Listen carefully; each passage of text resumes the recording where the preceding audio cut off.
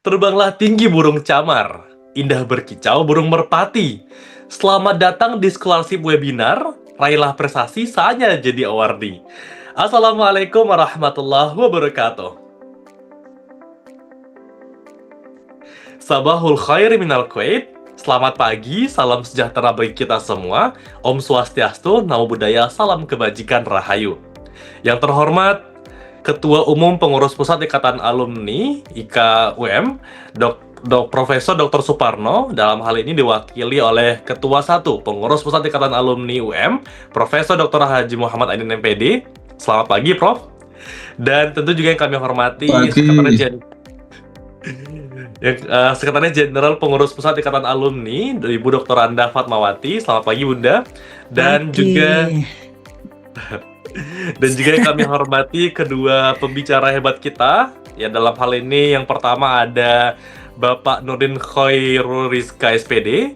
Beliau merupakan alumni Fakultas Teknik Universitas Negeri Malang, dan juga Bapak Chandra Teja Kusuma ST yang juga merupakan alumni dari Fakultas Teknik Universitas Negeri Malang. Dan selamat datang kami ucapkan kepada seluruh hadirin di acara webinar studi lanjut dengan tema International Scholarship Webinar Experience from UM Alumni. Puji syukur kepada Tuhan Yang Maha Esa, karena atas rahmat dan hidayahnya kita dapat berkumpul pada webinar studi lanjut dalam keadaan sehat walafiat. Senang sekali saya, Ajo Riko, dapat menemani hadirin pada pagi hari ini. Sebelum memulai acara, marilah kita awali dengan berdoa dan dengan harapan agar acara hari ini berjalan dengan lancar. Berdoa menurut agama dan keyakinan masing-masing, kami persilahkan. Terima kasih, Mas Riko. Assalamualaikum warahmatullahi wabarakatuh. Selamat pagi, salam sejahtera, semoga rahmat Tuhan Yang Maha Esa senantiasa dilimpahkan kepada kita semua, dan salam sehat semuanya.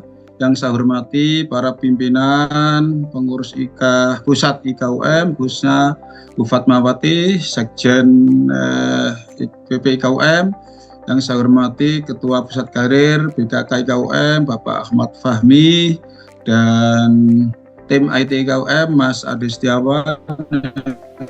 Saya hormati para narasumber, Mas Chandra Teja Kusuma ST, Mas Nurdin ya, Khairul, dan pemandu acara kita, moderator kita jauh-jauh dari Kuwait, Mas Riko Ahmad Ardiansyah SPD. Sabahal khair, Mas Riko min Indonesia. Sabahal khair, Prof. Semua peserta webinar yang hadir, ya, dari alumni UM dan alumni dan perguruan tinggi, khususnya para alumni UM. Waktu telah kita panjat bersyukur kepada Allah SWT, Tuhan Yang Maha Pengasih lagi Maha Penyayang. Atas rahmat, karunia, taufik dan ridhonya, kita pada hari ini dapat bertatap maya dalam kegiatan webinar yang terkait dengan bagaimana kiat-kiat untuk memperoleh beasiswa internasional atau beasiswa kuliah di luar negeri khususnya, dan mungkin dalam negeri. Terselenggaranya kegiatan ini berkat kerjasama yang baik di antara pengurus IKUM dan dengan berbagai pihak, terutama dengan para narasumber. Kita ketahui bahwa salah satu faktor yang menentukan keberhasilan belajar adalah biaya, ya. Dan biaya ini meskipun biaya ini bukan satu-satunya, tapi biaya ini penting.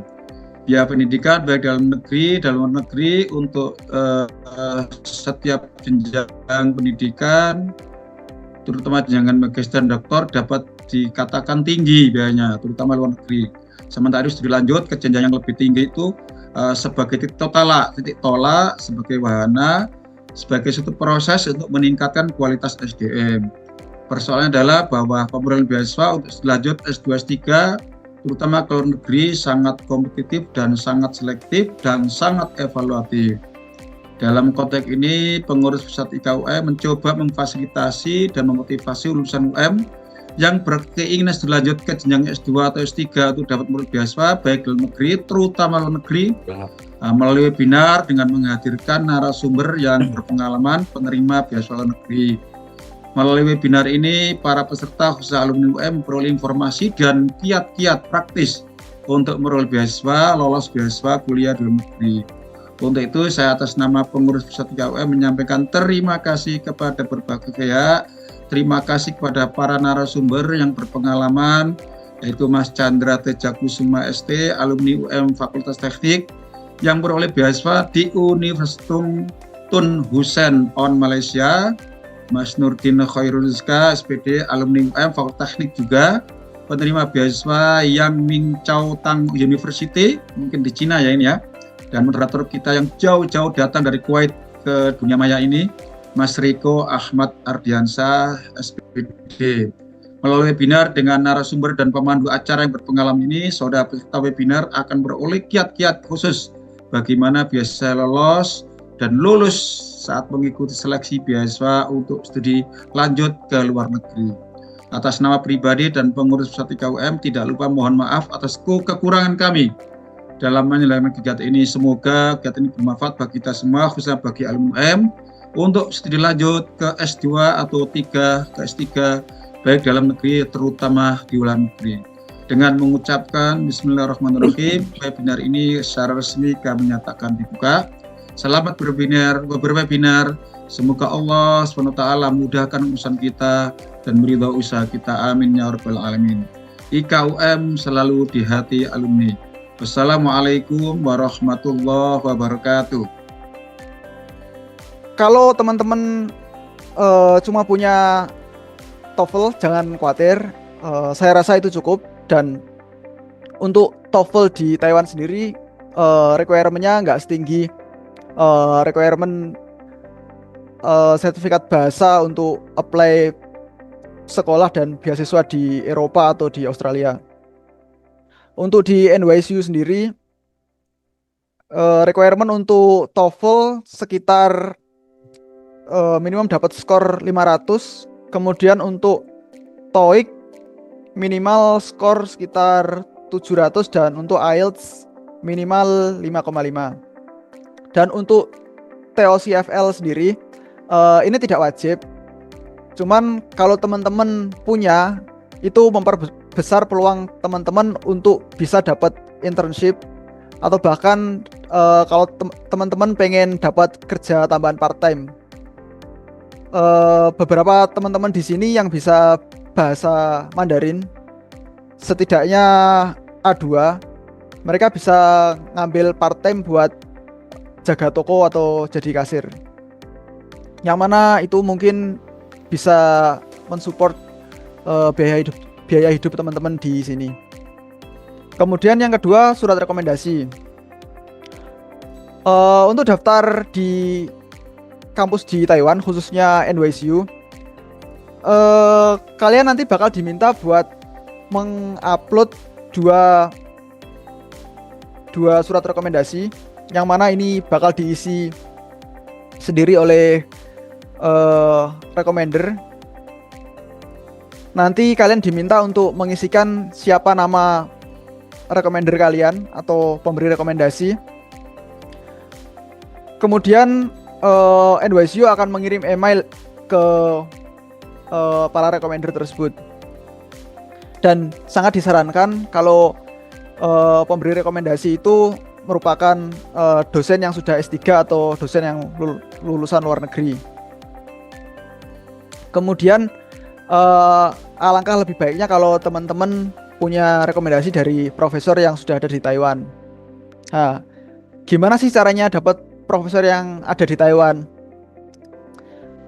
Teman-teman mungkin bisa join atau cari informasi terkait magang sebagai researcher di kampus, sebagai internship student. Contohnya di program TEP. Ya, di sana teman-teman bakal dapat advantage buat ngerasain suasana belajar di Taiwan. Kemudian kalian juga dikasih biaya hidup. Sama kalau kalian bisa perform bagus di lab, mungkin profesor bakal ngasih kalian surat rekomendasi buat lanjut dan bergabung di labnya. Lalu selanjutnya untuk transkrip dan ijazah. Biasanya transkrip dan ijazah ini yang diminta untuk apply ke NYSU itu merupakan yang berbahasa Inggris. Nah, kalau kita baru lulus, biasanya kan yang kita punya masih dalam bahasa Indonesia. Nah, teman-teman mungkin kalau waktu ngurus yang berbahasa Inggris itu terlalu lama, mungkin teman-teman bisa sementara untuk mentranslate-nya di Notaris. Tapi perlu teman-teman catat, meskipun yang kalian upload merupakan translatean dari Notaris, teman-teman nantinya bakal diminta transkrip dan ijazah asli di sini saat daftar ulang. Kemudian tambahan dokumen lainnya ada motivation letter sama research plan. Untuk motivation letter sama research plan di sini sebenarnya cukup simple. Di sini teman-teman cukup bercerita saja terkait background edukasi teman-teman, terus pengalamannya selama kuliah itu ngapain aja. Dan saya rasa teman-teman di sini semuanya pasti punya banyak pengalaman yang dilakukan di selama studi di S1. Kemudian alasan kenapa kok teman-teman itu pengen apply dan belajar di Taiwan. Kemudian teman-teman juga perlu meng-highlight skill dan kemampuan apa aja yang teman-teman punya. Terus apa sih harapan kalian kalau lulus dari Taiwan ini? Dan untuk research plan-nya sebenarnya sama seperti motivation letter, kalian cuma diminta buat bercerita dalam bentuk tulisan. Kalian diminta buat nulis kira-kira riset seperti apa sih yang pengen kalian lakuin di Taiwan. Dan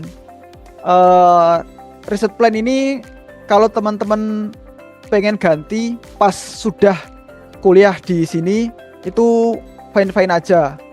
Maksudnya kalau tesis kalian pengen berbeda sama riset plan pas kalian daftar.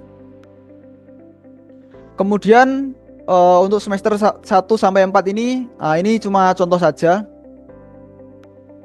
Cuman mungkin yang perlu saya share terkait semester ini, selama studi di Taiwan, kalian nanti bakal diminta untuk menyelesaikan course atau mata kuliah yang jumlahnya sekitar 24 SKS atau 8 mata kuliah. Nah, di sini teman-teman nanti harus memanage waktu supaya bisa selesai dalam 4 semester. Dan saran saya sebaiknya diselesaikan dalam 3 semester agar semester 4 bisa fokus mengerjakan tesis dan lulus tepat waktu. Dan perlu teman-teman pahami juga kalau misal teman-teman kuliah di sini, beasiswa di sini dievaluasi setiap semester. Jadi beasiswa nilai semester 1 bakal menentukan beasiswa di semester 2, semester 2 bakal menentukan di semester 3. Cuman yang paling utama adalah nilai di semester 1. Kenapa? Karena nilai semester 1 itu menentukan apakah teman-teman bakal dapat tuition atau gaji di semester 2 dan apakah teman-teman akan membayar UKT di semester 3 atau tidak. Jadi untuk beasiswa yang UKT itu evaluasinya per tahun.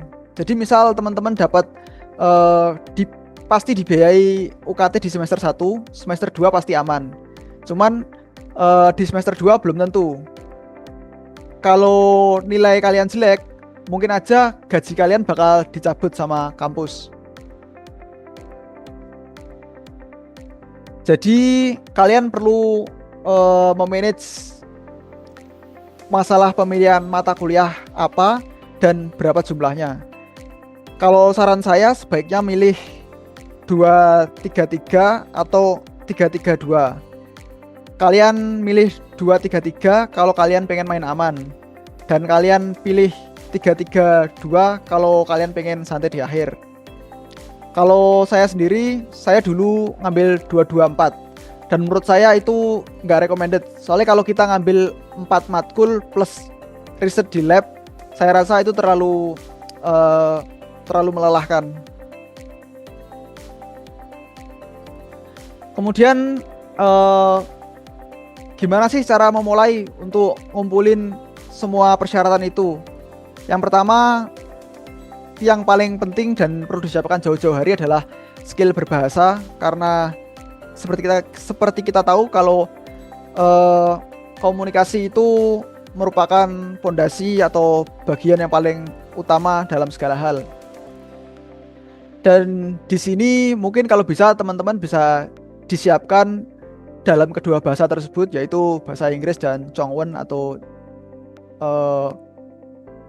Chinese tradisional. Soalnya Taiwan menggunakan Chinese tradisional.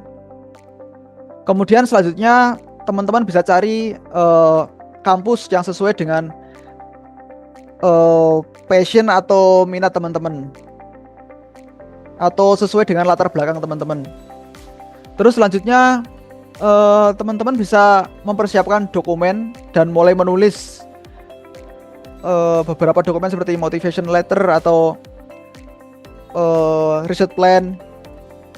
Dan kemudian yang perlu teman-teman perhatikan itu jadwal pendaftarannya.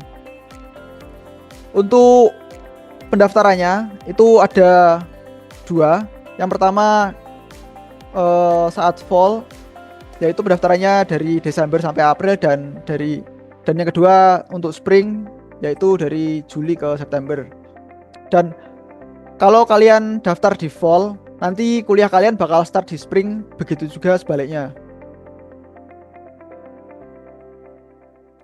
Terus kalau teman-teman pengen mencari informasi terkait komunitas di sini ada beberapa PPI seperti PPI Hsinchu, PPI Taiwan, dan PPI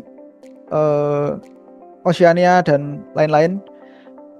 Untuk NYSU sendiri, di sini kita tergabung dalam PPI Hsinchu, yang mana anggotanya merupakan mahasiswa NYSU atau National Yangming Jiaotung, sama mahasiswa dari Tsinghua University atau Tsinghua.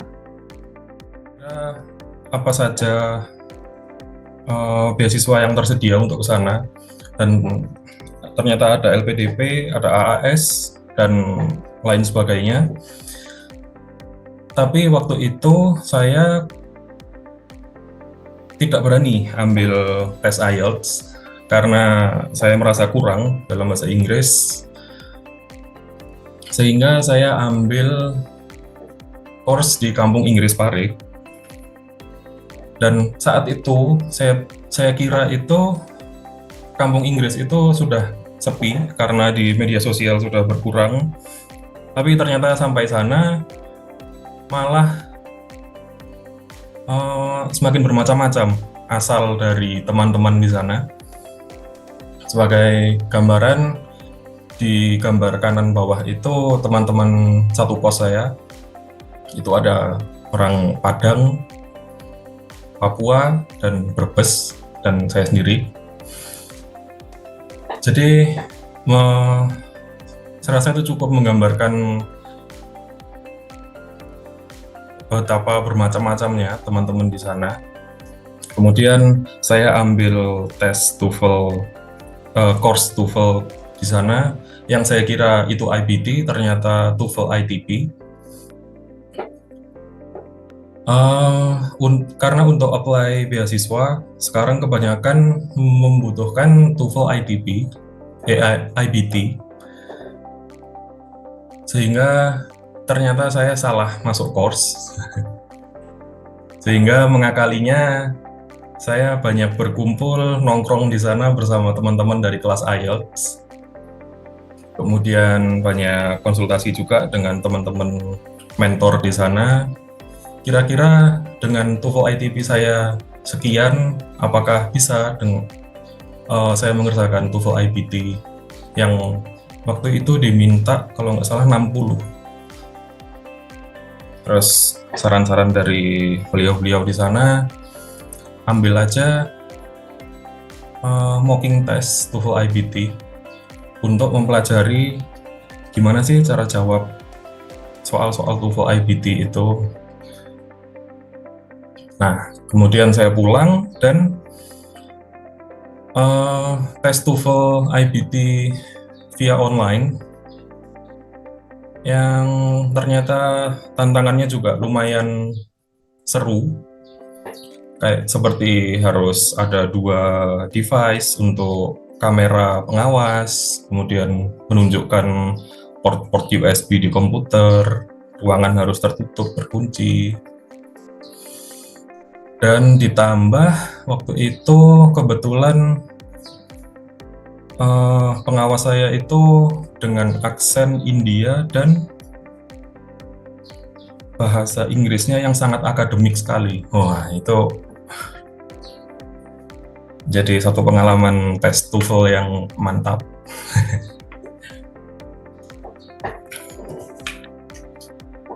Nah, kemudian selanjutnya mencari beasiswanya.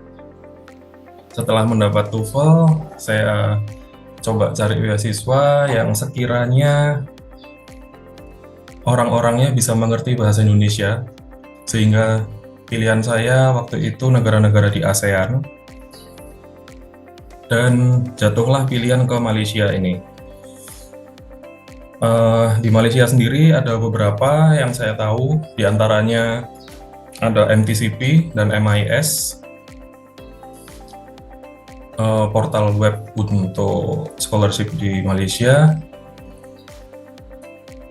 Jangan lupa juga untuk menyiapkan study plan atau essay tentang research yang akan dilakukan. Kemudian ini adalah tampilan dari website MTCP dan MIS. Kalau saya boleh merekomendasikan, untuk pertama kali teman-teman daftar, mungkin bisa ke webnya MTCP dulu, karena di sana saya menilai lebih user friendly, lebih jelas bagaimana persyaratan-persyaratan, dokumen-dokumen yang diperlukan itu apa saja, kemudian daftar ke MIS sebagai pelapisnya.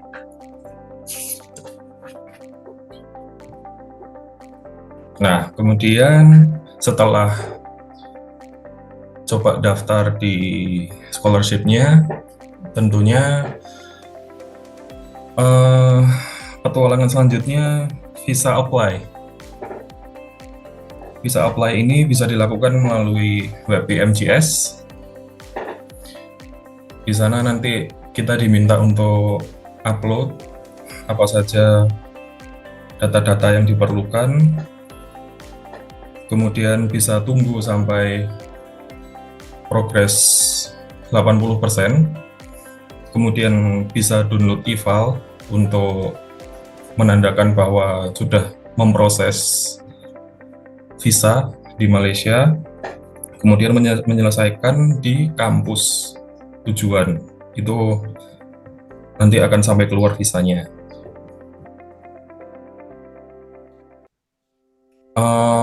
Oh iya, saya juga merekomendasikan untuk menjadwalkan keberangkatan. Kalau teman-teman ingin ke Malaysia, itu lihat tanggal registration date di offer letter. Itu kalau saya kemarin itu berangkat seminggu sebelum registration date tersebut. Menurut saya itu waktu yang ya pas lah untuk bisa keliling, lihat-lihat lingkungan sekitar, terus mengenal jalannya, cuacanya seperti apa. Itu kira-kira seminggu oke lah. Sama ada cara lebih mudah untuk apply visa, itu dengan agent. Nanti teman-teman bisa dikawal oleh orang-orang dari agent tersebut. Cuma ya bisa cari sendirilah agentnya, karena saya kemarin mandiri. Kemudian perkiraan untuk apply student visa dengan poin-poin tersebut, sehingga sekitaran ada di range 1.500 sampai 3.400 ringgit. Biasanya tergantung dengan berapa lama visa tersebut berlaku dan insurance yang teman-teman pilih.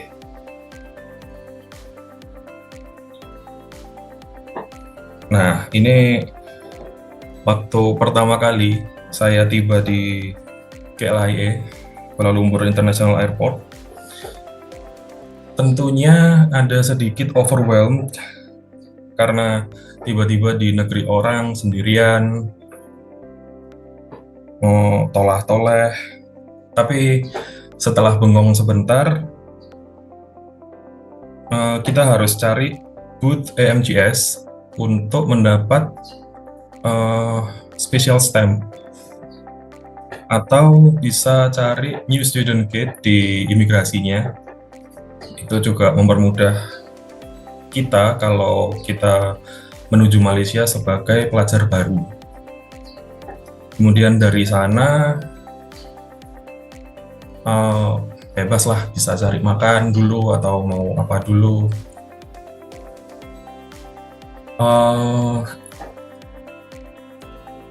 Yang sedikit lucu itu ketika sampai di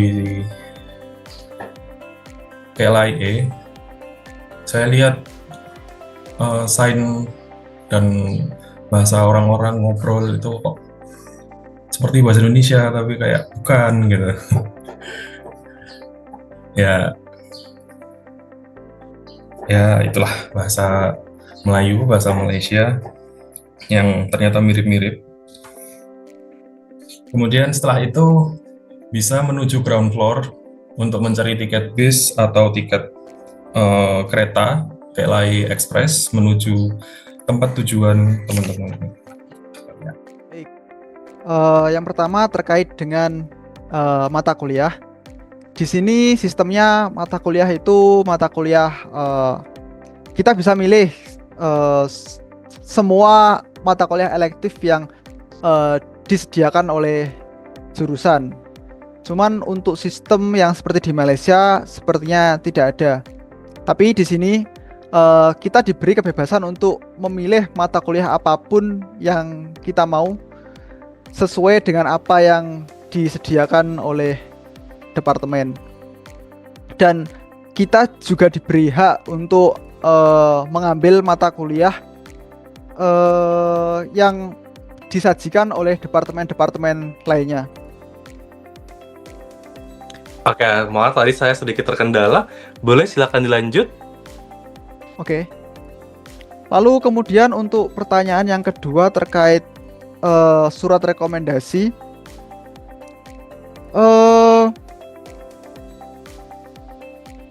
Seingat saya, yang penting kita mencantumkan apa sih hubungan kita dengan recommender tersebut. Dan untuk apakah pihak kampus menghargai atau tidak, itu sepertinya kembali ke internal kampus. Saya tidak bisa memastikan seberapa menghargaikah mereka terkait recommender. Tapi setahu saya, kampus sangat open dan welcome buat para pendaftar mahasiswa baru.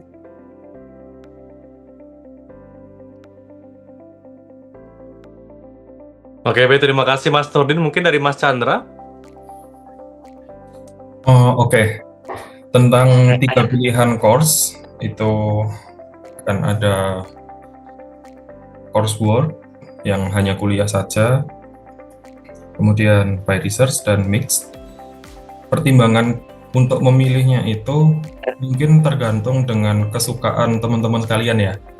Maksudnya kalau suka research mungkin bisa ambil research, kalau mau ambil lebih suka ambil ilmu dari kuliah-kuliahnya mungkin bisa ambil coursework, dan kombinasi dari keduanya ada di mixed mode. Nah, kalau untuk di by research itu kita bisa minta kelas untuk sit in atau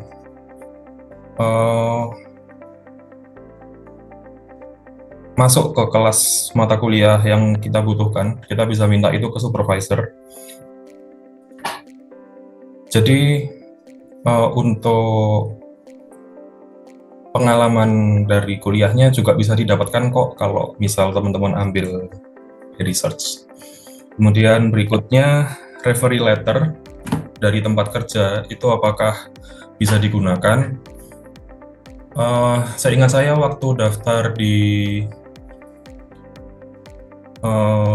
web scholarship itu ada referee letter dari tempat kerja kalau ada.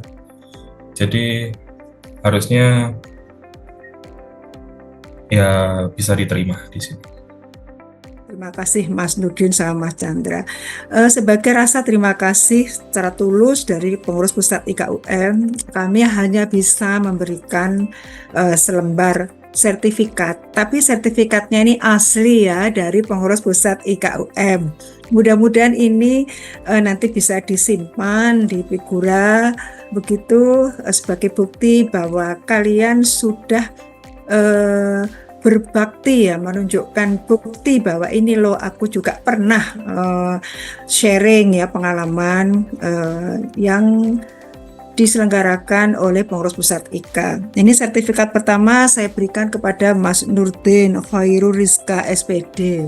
Selamat ya, mudah-mudahan nanti segera lulus, kemudian lanjut sampai S3. Jangan pulang dulu kalau belum S3 ya. Menjelang lulus sudah langsung mencari sponsor untuk ke S3. Mumpung masih di sana, begitu, mumpung masih muda ya. Terima kasih ya Mas Nurdin. Sama-sama Bu. Ya. Terima kasih juga untuk doanya. Iya, terima kasih. Dan kedua kepada Mas Chandra Teja Kusuma, Sarjana Teknik. Nih, terima kasih sekali. Anda berdua ini sudah menunjukkan baktinya kepada alma mater, berbagi pengalaman, informasi, tips-tipsnya begitu. Mudah-mudahan juga sama seperti pesan saya tadi, bisa langsung nanti ke S3. Pulang kalau sudah S3, mumpung masih muda. Kalau nanti sudah pulang kemudian mau kembali lagi, nanti malah kurang lancar nantinya ya. Tapi semuanya keputusan terserah dengan Mas Chandra atau Mas Nurdin. Tapi saran saya langsung lanjut S3. Kalau bisa seperti Mas Riko ini juga bekerja di sana, kemudian studi di sana. Nah itu lebih bagus lagi, tuh ya, berkarya di mana saja saya kira bisa. Mas Chandra ini sertifikatnya mudah-mudahan ini bermanfaat ya. Terima kasih Bu. Iya, jangan kapok lagi nanti misalnya sudah S3 lah, kita undang lagi nih. Bagaimana caranya ini setelah S1 sukses kemudian ke S3 lanjut ya dengan beasiswa. Nah ini luar biasa nantinya ya. Demikian pula juga ini sertifikat sudah keberapa ini ya, sertifikat ini diterima oleh Mas Riko Rahmat Ardiansa SPD ini. Karena ini merupakan moderator tetap dari pengurus pusat IKA. Kalau ada webinar, nah ini Mas Riko ini langsung siap gerak kapan saja. Silahkan diterima ya Mas Riko ya. Ya, terima kasih banyak Bunda. Ya, untuk kali ini Bunda ini tidak siap dengan pantun ini ya, libur dulu pantunnya ya. Ya, silakan waktu saya kembalikan ke Mas Riko. Wassalamualaikum warahmatullahi wabarakatuh. Waalaikumsalam warahmatullahi wabarakatuh. Terima kasih banyak Bunda yang telah memberikan sertifikat kepada kedua pembicara kita, kedua narasumber, dan juga tentunya itu merupakan penghargaan sekaligus ucapan terima kasih yang dalam dari IKUM kepada Mas Nurdin dan juga Mas Chandra yang telah memberikan baktinya untuk bisa berkontribusi, berbagi pengalaman, sharing kepada teman-teman alumni dari UM maupun juga rekan-rekan lainnya. Dan juga terima kasih banyak tadi sudah memberikan secara langsung kepada kedua narasumber kita. Sekali lagi kami ucapkan terima kasih kepada seluruh peserta yang telah berpartisipasi dalam acara pada pagi hari ini. Tidak lupa kami ucapkan terima kasih yang sebesar-besarnya kepada Mas Nurdin dan juga Mas Chandra. Semoga studinya lancar di Taiwan dan juga di Malaysia, dapat predikat yang memuaskan pastinya nanti. Dan semoga lancar terus untuk penelitian maupun juga proyeknya di sana. Dan semoga pulang-pulang nanti bawa gandengan. Masya Allah, amin. Dan itulah ya, dalam webinar studi lanjut dengan mengusung tema International Scholarship Webinar Experience from UM Alumni. Semoga ilmu dan wawasan yang para hadirin terima pada siang hari ini dapat bermanfaat dan memberikan keberkahan baik bagi pembicara maupun bagi kita sebagai peserta webinar.